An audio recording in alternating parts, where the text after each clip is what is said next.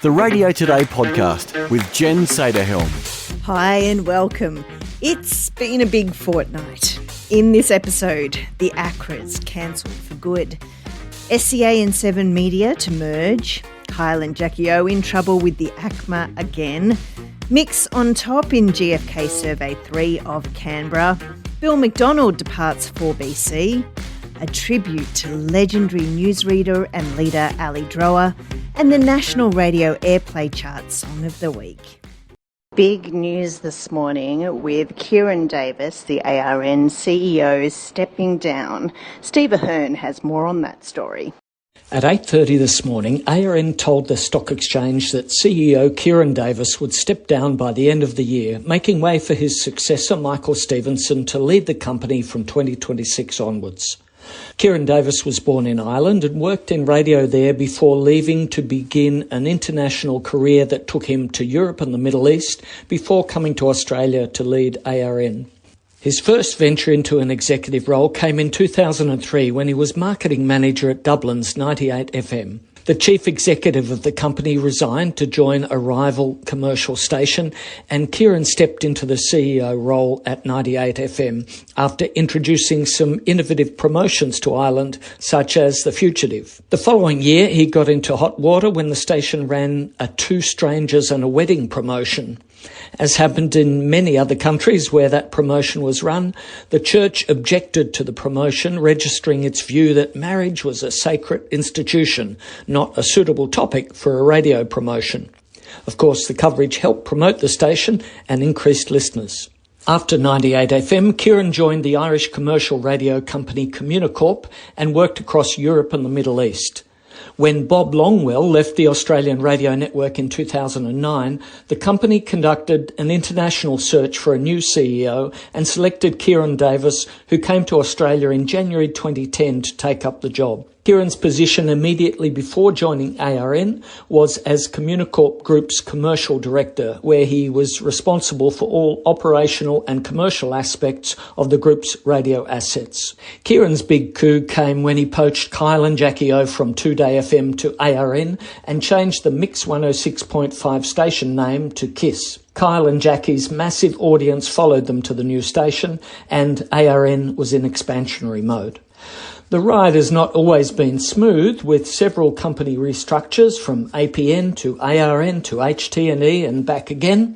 And in recent years, ARN has been rocked with criticism of Kyle and Jackie O's Melbourne expansion, faced the COVID advertising downturn, a falling share price, a failed merger bid for SCA, and the recent round of redundancies, which has seen an outpouring of anger mostly directed at Ciaran. The CEO of a public company is always squeezed between the needs of the shareholders, the risk appetite of the board, the daily share price, the expectations of staff, the requirements of advertisers, and the changing political and social undercurrents in society. Ciaran Davis has ridden the ups and downs of the industry for 15 years and has made his mark on Australian radio. Commercial Radio and Audio, CRA, sent an email to members on September 25 to let them know that the Australian Commercial Radio Awards, the ACRAs, have been permanently cancelled.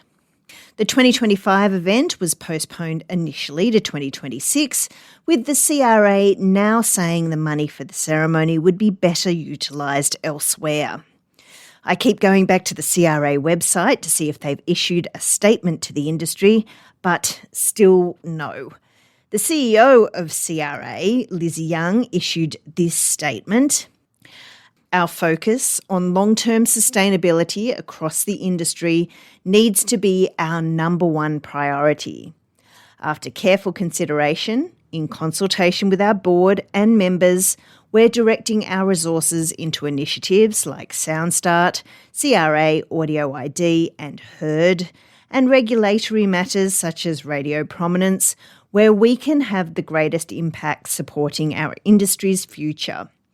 Individual networks continue to celebrate the amazing work being done across our industry through their own recognition programs. This decision was not taken lightly, but I firmly believe radio has a bright and exciting future in Australia, and this positions us to build that future. The industry was devastated. 97.2 Mix FM breakfast host Annabelle A.B. Brett told Radio Today, "I was fortunate enough to win my first ACRA last year after years of yearning for one, and for that I'll be forever thankful, of course. But those awards were about so much more than just the accolades. It was about connecting with your peers who can be in Shepparton while you're in Gladstone, sometimes your lifeline in a regional market. It was a chance for young and upcoming announcers to get one-on-one time with their heroes and letting your hair down after a long year. We would have all paid more or had less of a snazzy event. Hopefully, someone comes to the table and fixes this." Well, as it happens, someone will. We will. In 2026, Radio Today and Radio Info have something special in store to celebrate the achievements of the wonderful people in our industry. Watch this space. The second bombshell came from Southern Cross Austereo. Southern Cross Media Group and Seven West Media have agreed to merge. The two organisations have entered into a scheme implementation deed to integrate together their metro and regional, free-to-air TV, audio, streaming, digital and publishing assets. 1 week ago, Sandon Capital Proprietary Limited purchased an additional 2.5 million shares in SCA, upping their voting power from 10.2 to 11.3%. Sandon Capital is an Australian-based activist investment firm who buy shares in companies they perceive as undervalued and underperforming companies to influence their boards to take action.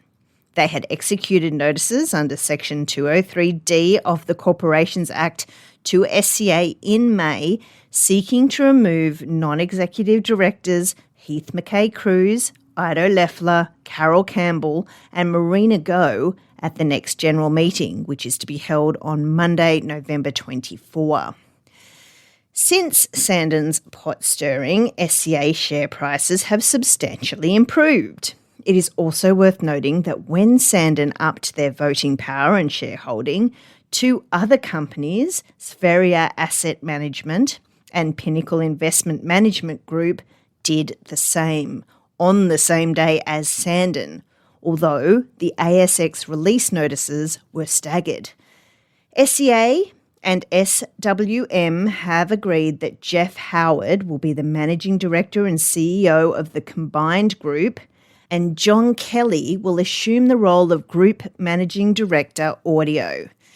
Kerry Stokes will assume the role of Chair of the Board of Directors until stepping down from the board in February 2026 and transitioning the role to Heath Mackay-Cruz.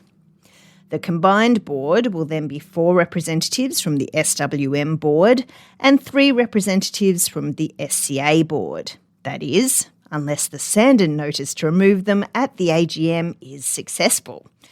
Further details regarding the combined group's executive team will be agreed to at a later stage.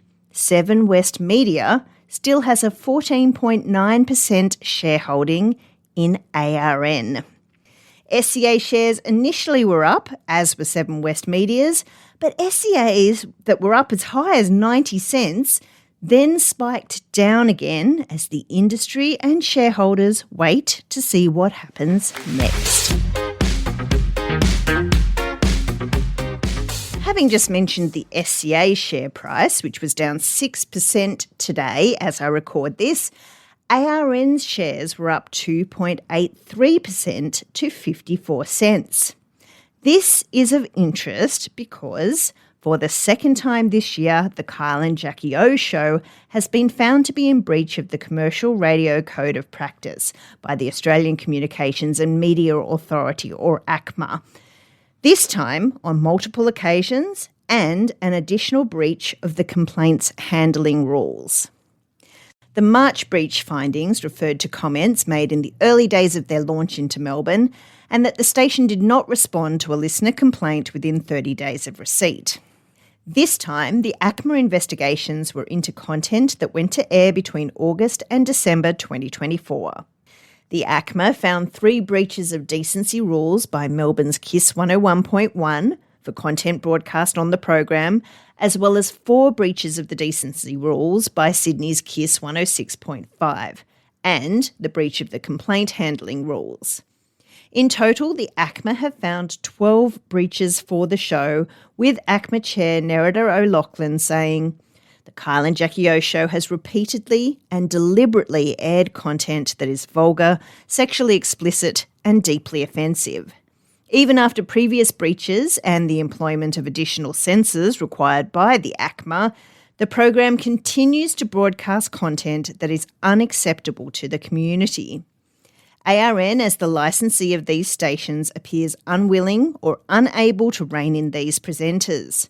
As a result, the ACMA is currently considering enforcement actions so that ARN takes full responsibility for the content broadcast on their stations.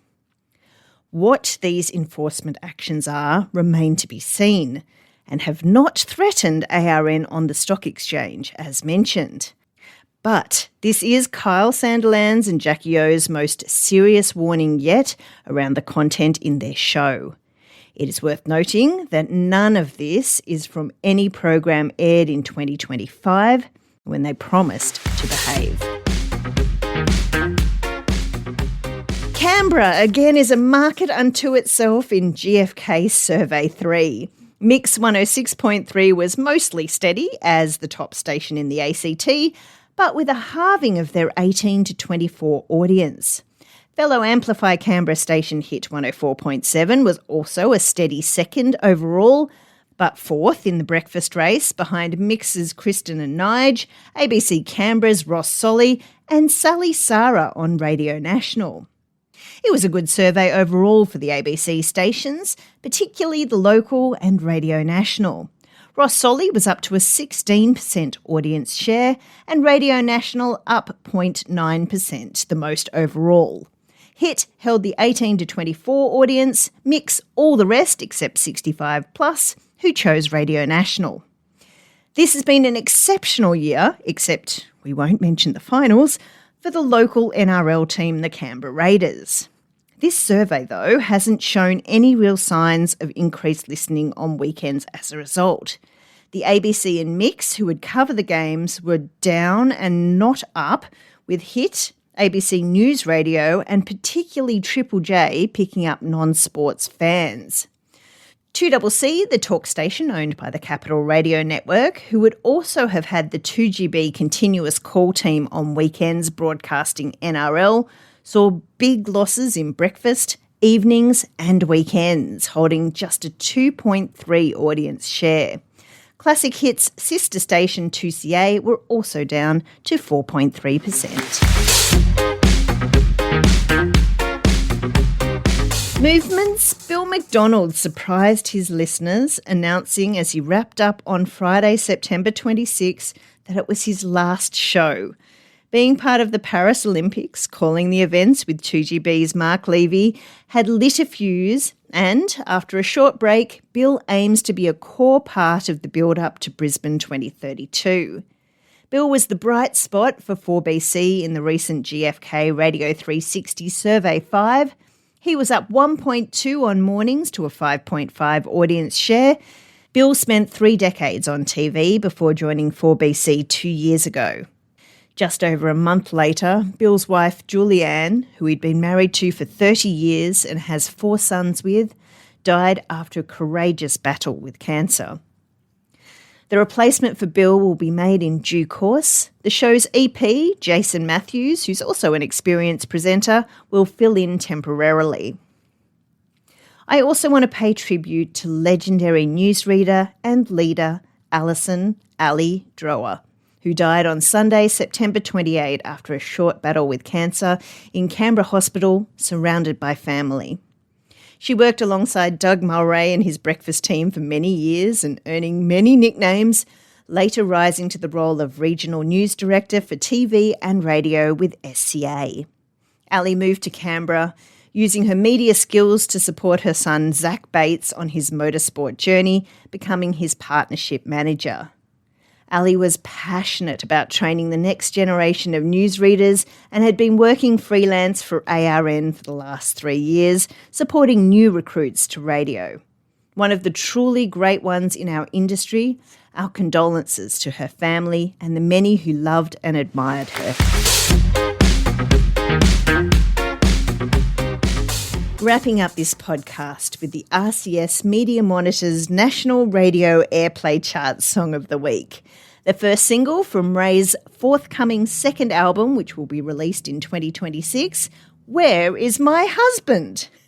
It debuted at number 33 with 209 first-week spins, thanks to strong support from Hit, Nova, Kiss and Triple J. Tell me, baby, what the hell is my husband? What is taking him so long to find me? Oh, baby, where the hell is my lover? Getting down with another. Tell him if you see him, baby, if you see him, tell him. T-shirt, tell him I'm And that's it for me. I'll catch you next time. Radio Today with Jen Seyderhelm. Find more at radiotoday.com.au. radiotoday.com.au